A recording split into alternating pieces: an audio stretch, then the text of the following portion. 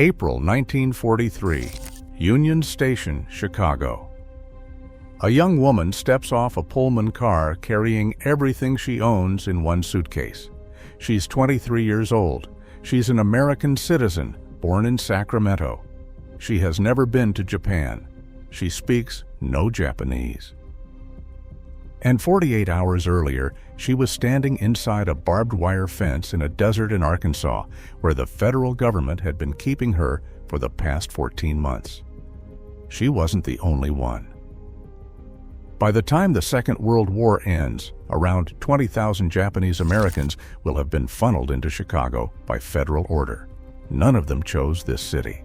Chicago was chosen for them, in the sense that the War Relocation Authority decided the Midwest was geographically far enough from the Pacific to be politically safe and economically useful. Chicago had factory jobs. Chicago had universities that would accept Nisei students.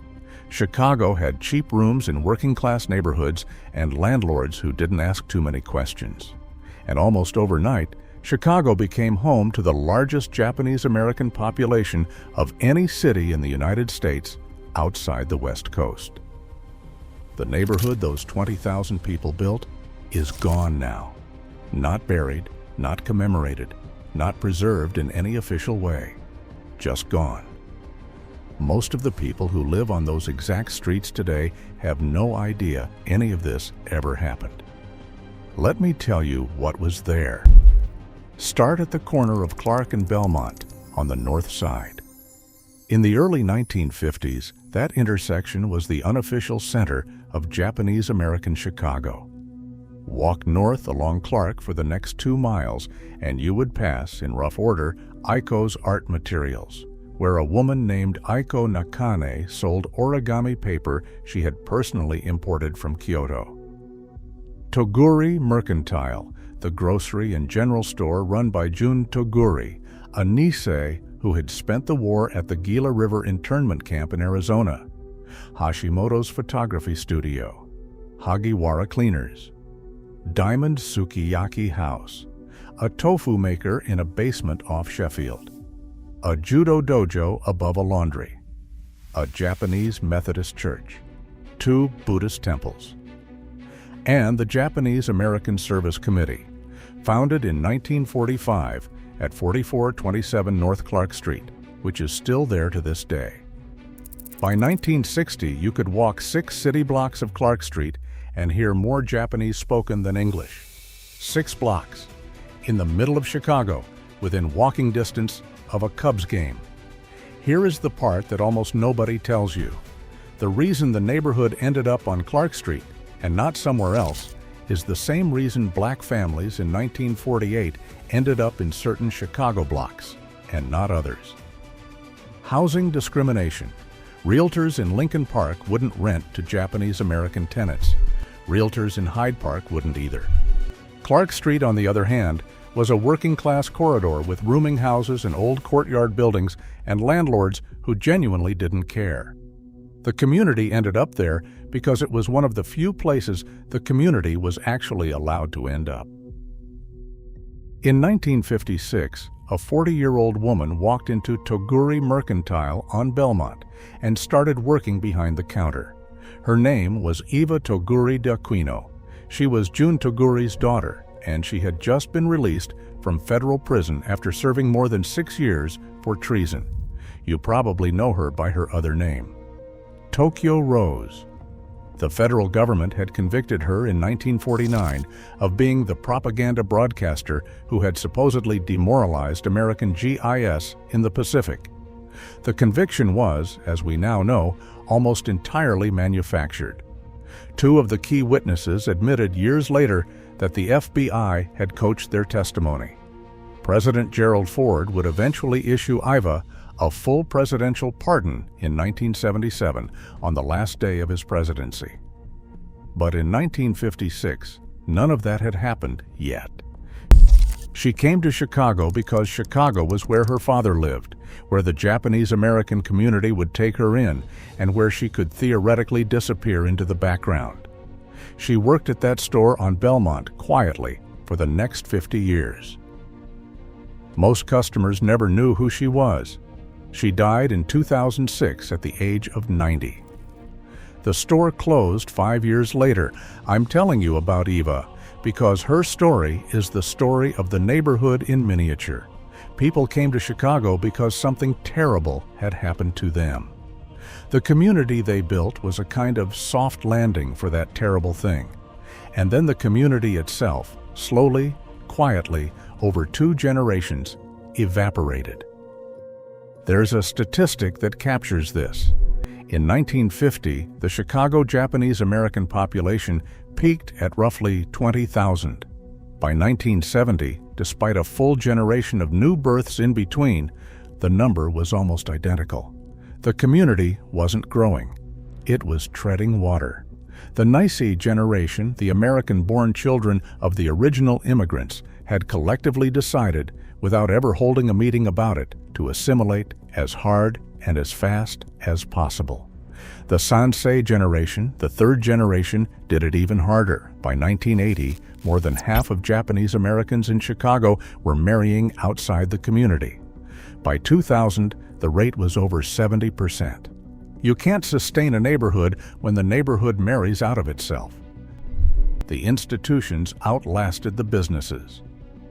The Japanese-American Service Committee is still operating on Clark today.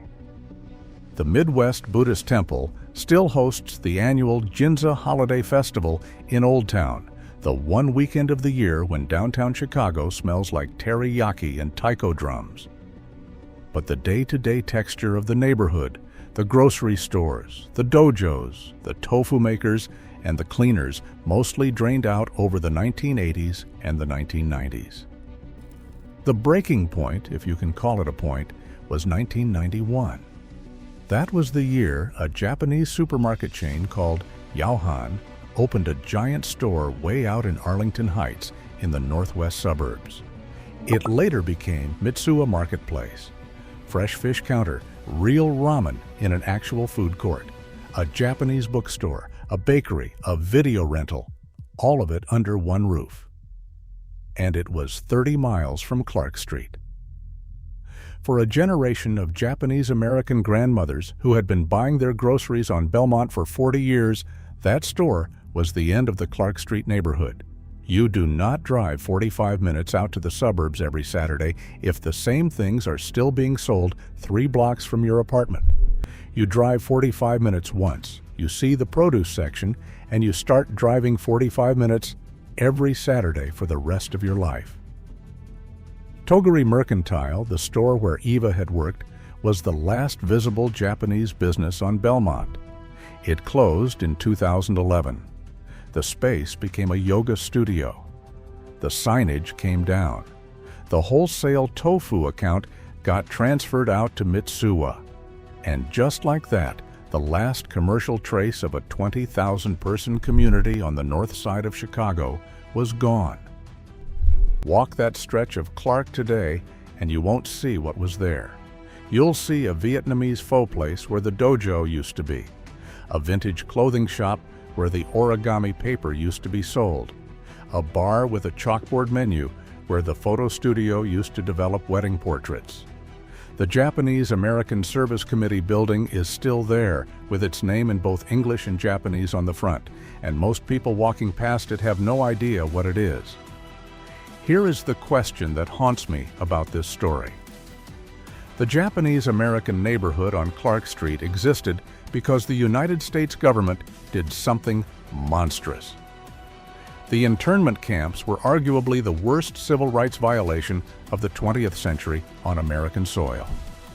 The neighborhood born out of that violation, against every reasonable expectation, became one of the most quietly accomplished immigrant communities in Chicago history.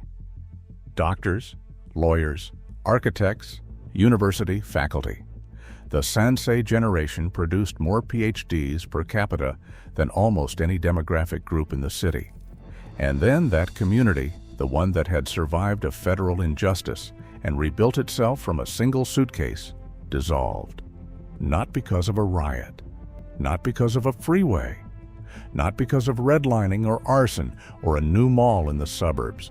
It dissolved because it succeeded so completely that its own grandchildren stopped needing it.